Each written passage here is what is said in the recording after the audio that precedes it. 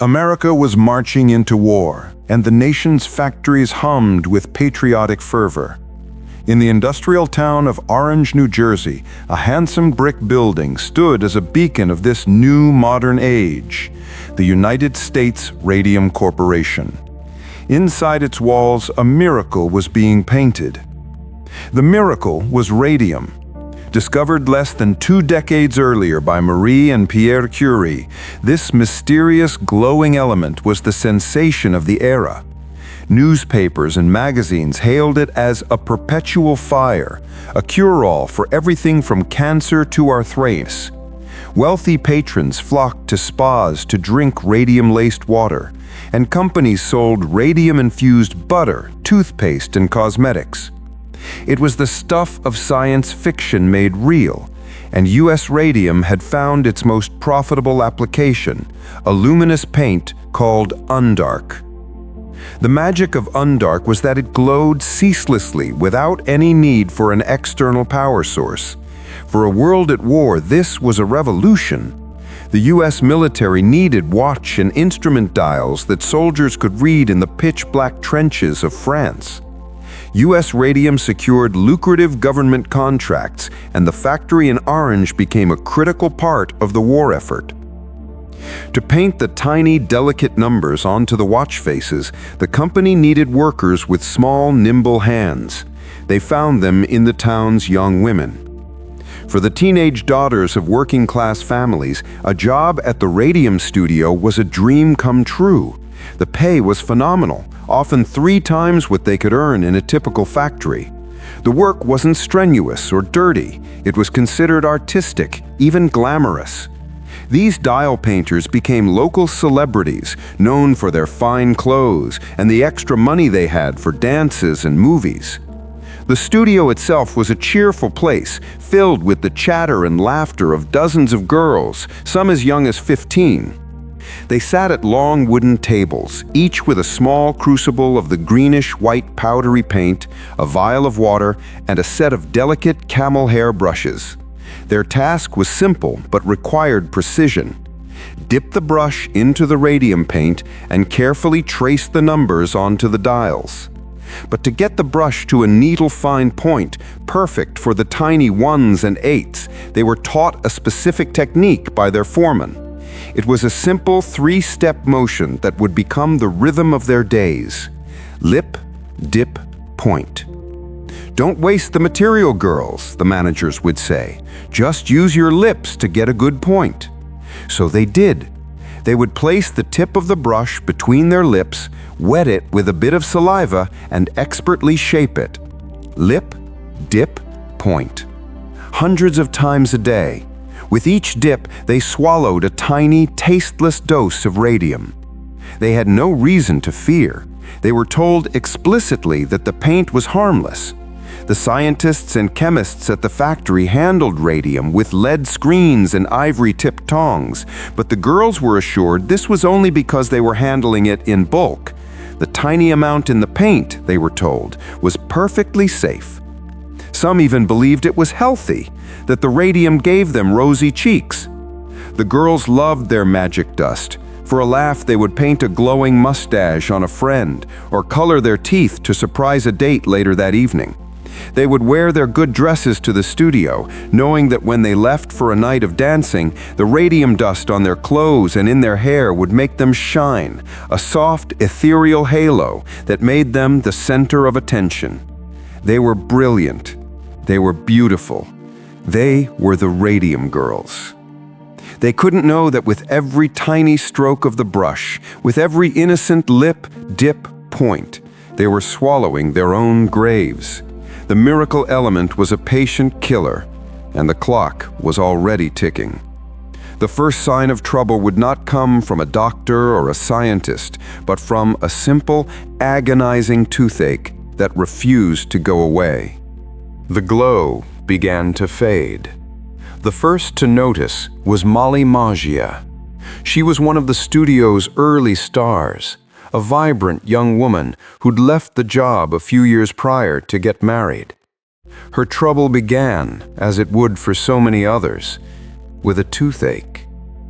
Her dentist, a Dr. Kneff, pulled the troublesome molar, but the socket, instead of healing, pulsed with a deep, unrelenting ache. The wound wept blood and pus. In a few weeks, the neighboring tooth began to ache.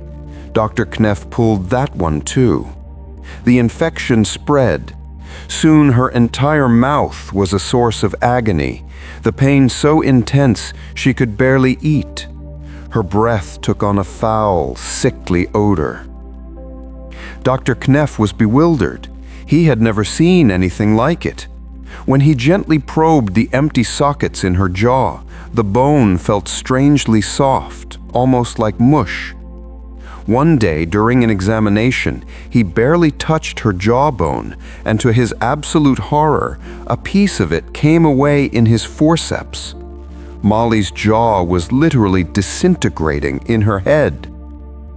Her health collapsed with terrifying speed. The infection spread through her body. Ulcers bloomed on her skin. The anemia that followed left her weak and ghostly pale.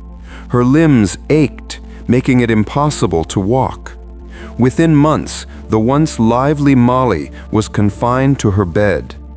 In May of 1922, the infection reached her jugular vein. A torrent of blood flooded her mouth, choking her. Molly Magia was dead at the age of 24.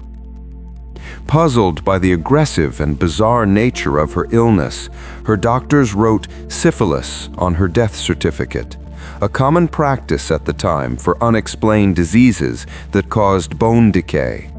It was a guess, and it was a lie. Molly was not the last. Soon other dial painters, both current and former, began to sicken. Grace Fryer, a bright and determined young woman, had to quit her job because of a debilitating pain in her back and feet. She was eventually fitted with a heavy steel back brace just to stand upright.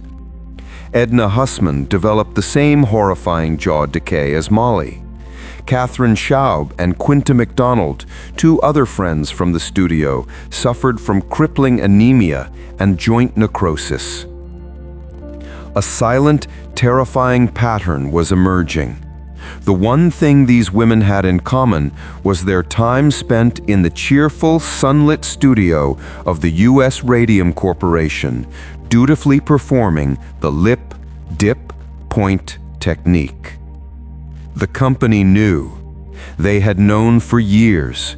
Before the first girl complained of a toothache, the chemists and physicists at U.S. Radium were well aware of the dangers. The company's own literature, shared with the medical community, described the injurious effects of radium. The chief chemist, Dr. Saban Suchaki, had sores on his hands that wouldn't heal. The company's executives used lead screens and handled the material with tongs, yet they encouraged the girls to lick it off their brushes. As whispers and rumors began to spread through the small community of Orange, U.S. Radium went on the offensive. They commissioned a study by an independent expert, a physiologist named Frederick Flynn from Columbia University. He examined the girls and concluded, in a report paid for by the company, that the dial painters were in perfect condition. He publicly declared that radium was not and could not be the cause of their problems. The company used this report to silence the women and their concerned families, telling them their illnesses must be coming from somewhere else. They were lying to save their profits. But the bodies of the dead told a different story.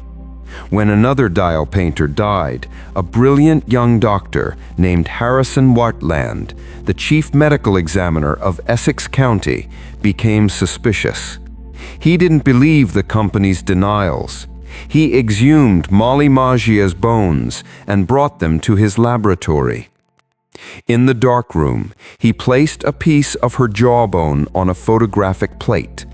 When he developed the plate hours later, a ghostly image appeared. The bone had taken its own picture.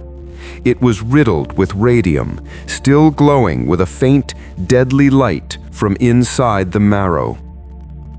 The radium, which mimics calcium, had settled in the women's bones, and from there it was firing off tiny radioactive particles, relentlessly bombarding their cells, drilling their bones into a fragile, radioactive honeycomb. The ghost girls were not just luminous on the outside, they were glowing from within, being eaten alive by the very miracle they had once painted. The evidence was undeniable. The company's denials were shattered. But for the women who were still alive, the discovery was just the beginning of their fight.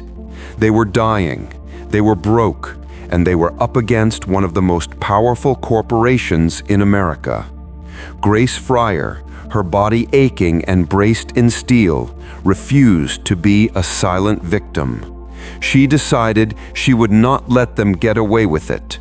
She just needed to find a lawyer who was brave enough to take on the giant. Grace Fryer spent 2 years searching for a lawyer. She was turned away by a dozen attorneys, one after another. The case was a legal nightmare. The statute of limitations, the legal time limit for filing a lawsuit for a workplace injury, was only 2 years. But the insidious nature of radium poisoning meant that the women often didn't show symptoms for 5 years or more. By the time they knew they were sick, the law said it was already too late to seek justice. Furthermore, U.S. Radium was a wealthy and powerful corporation with a team of high-priced lawyers ready to crush any challenge.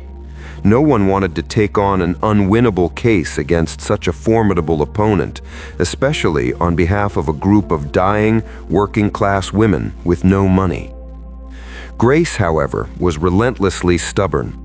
Her body was failing, her spine was collapsing, and she could no longer raise her arms to brush her hair, but her spirit was forged from iron.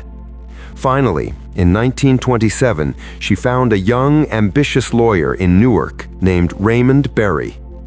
Berry was moved by the women's horrific stories and outraged by the company's blatant disregard for their lives. He agreed to take the case, not for the money, but for the principle. He filed a lawsuit on behalf of Grace and 4 other women, Edna Hussman, Catherine Shoud, and sisters Quinta MacDonald and Albina Lorice. They were demanding $250,000 each in damages, a staggering sum at the time. The press dubbed them the Radium Girls. Their story became a national sensation. U.S. Radium responded with a brutal campaign of delay and denial. Their strategy was simple and cruel: stall. They knew the women were dying. Every day the case was postponed was a victory for the company because a dead plaintiff cannot testify. The company's lawyers requested endless adjournments, claiming their key witnesses were unavailable or that they needed more time to prepare. They argued that the women's health problems were unrelated to their work, publicly floating the old lie about syphilis and blaming the women's unhygienic lifestyles. As the legal battle dragged on, the Radium Girls' health deteriorated catastrophically. By the time of their first court appearance in January 1928, none of them could raise their right arm to take the oath. 2 were bedridden. Grace needed a heavy steel brace to even sit in a chair. Albina's feet were so riddled with bone decay that she couldn't wear shoes. They were brought to the courthouse in ambulances, pale and fragile, their bodies literally crumbling from the inside. The press followed every agonizing step of the case. Public sympathy was overwhelmingly with the women. Walter Lippmann, a famous journalist, wrote a scathing editorial condemning the company's tactics, calling it a damnable travesty of justice. The public outcry grew deafening. The judge in the case, seeing the women's rapidly declining state, knew they wouldn't survive a lengthy trial. The company's lawyers continued to ask for delays.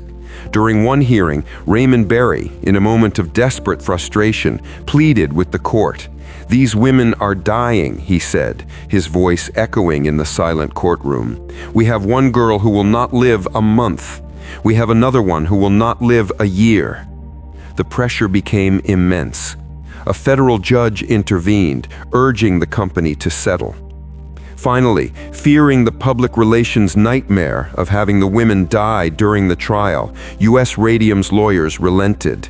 In June 1928, on the eve of the trial, they offered a settlement. Each of the 5 women would receive $10,000, equivalent to about $170,000 today, and a $600 annual pension for as long as they lived.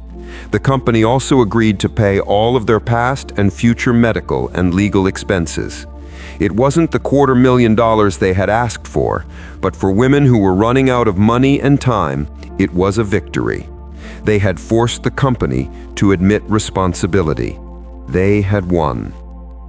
But the price of their victory was their lives. Within 2 years of the settlement, all but one of the original 5 Radium Girls were dead. Their fight, however, had ignited a fire that would spread far beyond the small town of Orange, New Jersey. While Grace Fryer and her friends were fighting their battle in New Jersey, a second, eerily similar tragedy was unfolding in the American Midwest. In the small town of Ottawa, Illinois, another company, the Radium Dial Company, had opened a dial painting studio in 1922. It was, for all intents and purposes, a sister studio to the one in Orange, founded by a former executive of U.S. Radium. The routine was identical. Young women, seeking good pay and glamorous work, were hired to paint watch faces with radium-laced paint. They were taught the same deadly technique: lip, dip, point. And just as in New Jersey, they were assured that the paint was perfectly harmless. For years, the women of Ottawa worked, unaware of the legal battle and the deaths occurring on the East Coast. U.S. Radium had successfully kept the New Jersey tragedy out of the national press as long as possible. The women in Illinois laughed and chattered as they worked, painting their nails and teeth with the glowing substance, just as their counterparts in Orange had done. But by the late 1920s, the poison began to reveal itself. A dial painter named Catherine Wolfe Donohue started experiencing crippling pain in her hip. Another woman developed a massive tumor on her jaw. Others suffered from anemia, bone fractures, and inexplicable sores. The pattern of death that had haunted New Jersey had found a new home in Illinois.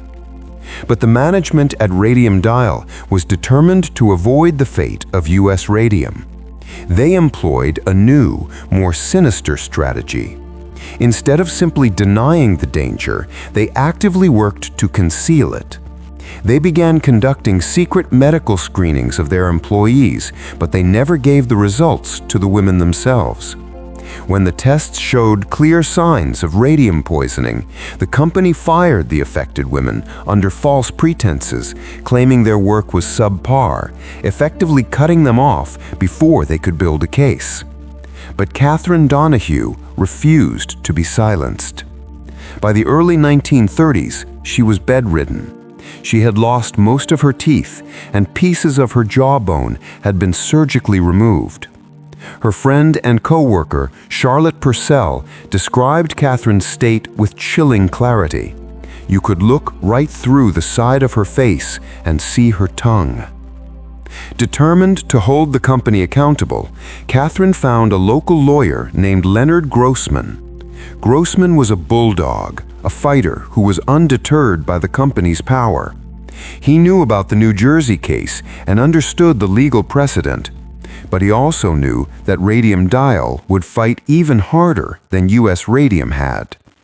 The legal battle that followed was even more brutal than the first. The company's lawyers used every dirty trick imaginable. They accused the women of being opportunists, of fabricating their illnesses for financial gain. They hired doctors who testified under oath that the women's conditions had nothing to do with radium. The company's president, Joseph Kelly, lied on the witness stand, claiming he had never heard of the lip dip point technique and was shocked to learn the women were putting brushes in their mouths. The case dragged on for years. The Great Depression was in full swing, and the company used the town's economic desperation to its advantage, threatening to close the factory and put hundreds of people out of work if the lawsuit succeeded. They turned the community against the dying women, painting them as selfish troublemakers who were destroying the town's livelihood. For Catherine Donohue, time was the greatest enemy. Her body was wasting away. Desperate to get her testimony on the record before she died, Leonard Grossman took the extraordinary step of having her deposition taken from her bedroom. The courtroom essentially came to her bedroom. The judge, lawyers, and a court stenographer gathered around as Catherine, emaciated and barely able to speak, recounted the years of lies and assurances of safety. Her testimony was powerful and heartbreaking. Lying on her pillows, she raised a skeletal hand and pointed at the company's lawyer. "It's not my fault if my bones are honeycombed," she whispered, her voice raspy with pain. "It's the radium that did it to me." Her courage galvanized the public. The tide of opinion turned sharply against Radium Dial. Finally, in 1938, after numerous appeals, the Illinois Industrial Commission ruled in favor of Catherine and her fellow workers. The company fought the decision all the way to the U.S. Supreme Court, which refused to hear the case, making the lower court's ruling final. Catherine Donohue had won. She died just a few months later, but her fight, and the fight of all the Radium Girls before her, was about to change America forever. The victories in New Jersey and Illinois were monumental, but they came at a devastating cost. Dozens of women, many of them not even 30 years old, died excruciating deaths. The settlements they won were often barely enough to cover their medical bills and funeral expenses. They had fought for justice, and they had won it, but they did not live to see the world they had changed. Their legacy, however, was profound and enduring. The plight of the Radium Girls became a cornerstone of the American labor rights movement. Their story was a horrifying, undeniable example of the dangers workers faced in an unregulated industrial landscape. The public outrage sparked by their court battles led to sweeping reforms. First, the cases established critical legal precedents. The courts recognized that the statute of limitations for an occupational disease should not begin when the exposure occurs, but when the symptoms first develop. This crucial change, known as the discovery rule, opened the door for countless other workers to seek justice for illnesses that took years to manifest. The tragedy led directly to the creation of the Occupational Safety and Health Administration, or OSHA. The federal government, shocked into action by the Radium Girls' suffering, began to take the issue of workplace safety seriously. Industrial safety standards were enacted, mandating protections for workers handling hazardous materials. The days of corporations poisoning their employees with impunity were numbered. The story of the Radium Girls also had a massive impact on the field of science. The study of their bodies, both in life and after death, provided the world's first significant data on the effects of radioactivity on humans. Scientists from the newly formed Atomic Energy Commission studied the women for decades. By measuring the amount of radium in their bones and tracking the progression of their diseases, researchers were able to establish the first standards for radiation exposure and develop safety protocols for nuclear workers. The men and women who would later work on the Manhattan Project, building the atomic bombs that ended World War II, were protected by safety measures that were created because of what happened to Molly Mahia, Grace Fryer, and Catherine Donohue. The tragic irony is that the suffering of a few dozen dial painters in the 1920s helped to protect thousands of lives during the dawn of the nuclear age. The Radium Girls themselves are not just a historical footnote.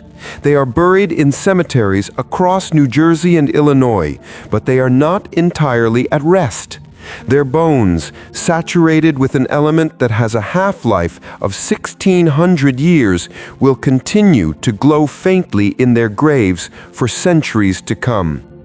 Even now, if a Geiger counter were held over their final resting places, it would still click and chatter, a ghostly echo of the poison they ingested. Their light, once a symbol of glamour and modernity, became a beacon of warning. It exposed the dark side of progress and the human cost of corporate greed. The ghost girls, who shone so brightly in the dance halls of their youth, left behind a legacy that shines even brighter. A legacy of justice, safety, and a profound reminder that the fight for the rights and dignity of the individual is a battle that is always worth waging, even from the edge of the grave.